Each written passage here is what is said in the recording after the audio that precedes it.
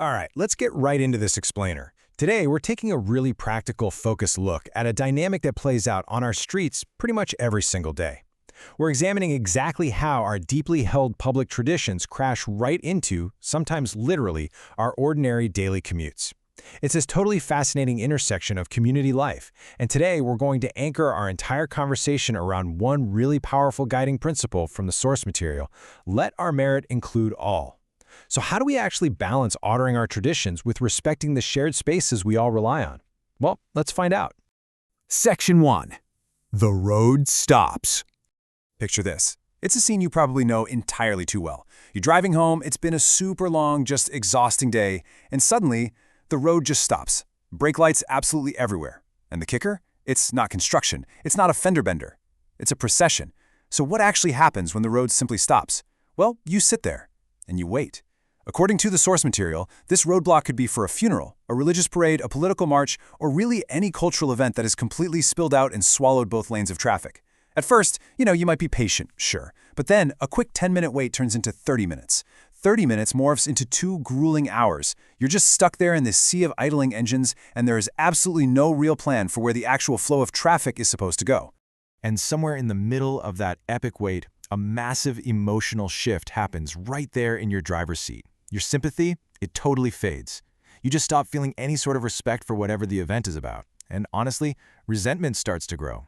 And the really profound part here is that as just an ordinary person caught in this completely unmanaged traffic, you're culturally expected to just accept it. Accept this massive disruption quietly, without a single complaint. Which brings us to Section 2, escaping the real question.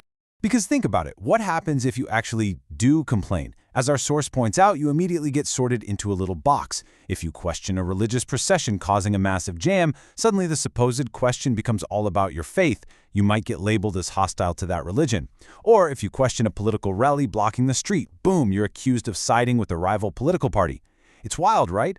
This labeling acts as this really convenient escape hatch. It lets organizers totally avoid any real accountability, because the actual question isn't about faith or politics at all. It's just a simple, basic logistical question. Did you plan this in a way that respects the people outside of your event? Logistics questions absolutely deserve logistics answers, not baseless accusations about a driver's character. Moving on to Section 3, let our merit include all. So, how is it that acts specifically meant to honor others or, to generate goodwill can inadvertently end up causing so much public suffering and frustration? It's this huge paradox of intentions versus ground realities. Just look at funerals as an example. The intended outcome is beautiful, right? We want to give someone a dignified send-off, a proper, memorable farewell. But the ground reality? One lane of a busy road is completely shut down for hours. Complete strangers are sitting out there baking in the heat, missing job interviews, missing flights, missing valuable time with their own families. And what do you think they feel toward the deceased? It's not grief. It's definitely not respect. More often than not, it's sheer irritation, or, let's be real, a muttered curse. The deepest irony here is that somewhere in that giant jam, the deceased person is being actively blamed for ruining a total stranger's afternoon. And that is absolutely not the tribute anyone intended. We actually see a really similar dynamic with something called Dansals.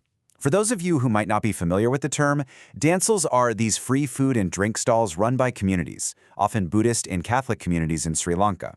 And they do this as a pure act of generosity to gain merit. The intention is incredibly noble. You give to strangers and you ask for literally nothing in return. But when a stall spills over into the street and motorcycles just stop dead in active traffic lanes to grab a free cup of tea, well, a 10-minute stretch of road suddenly turns into an hour-long crawl.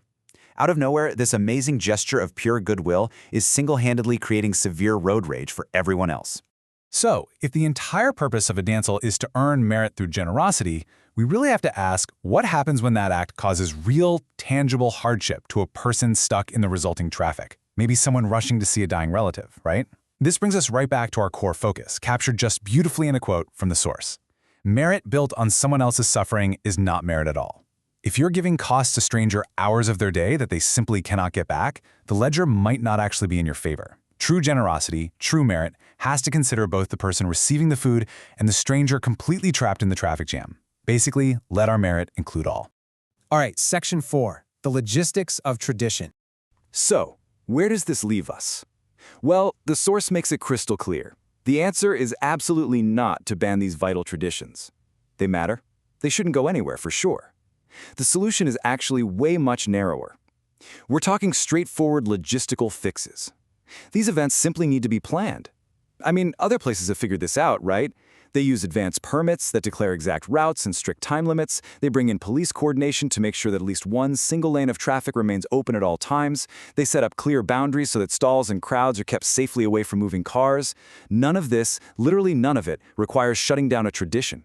It just requires organizers to take like 5 minutes to think about the non-participants.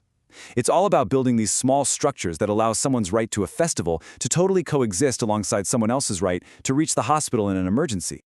And finally, Section 5, the empathy test.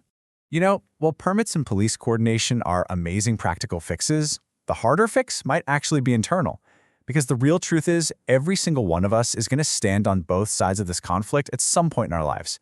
One day you'll be the one blocking the road for a tradition you deeply, deeply believe in, and the very next week you'll be the one stuck behind the wheel, desperately wishing the road was clear.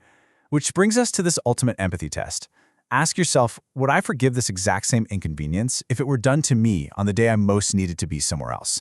Our acts of merit mean very little if the strangers we share the road with just walk away with less faith in us. Empathy really is the ultimate logistic.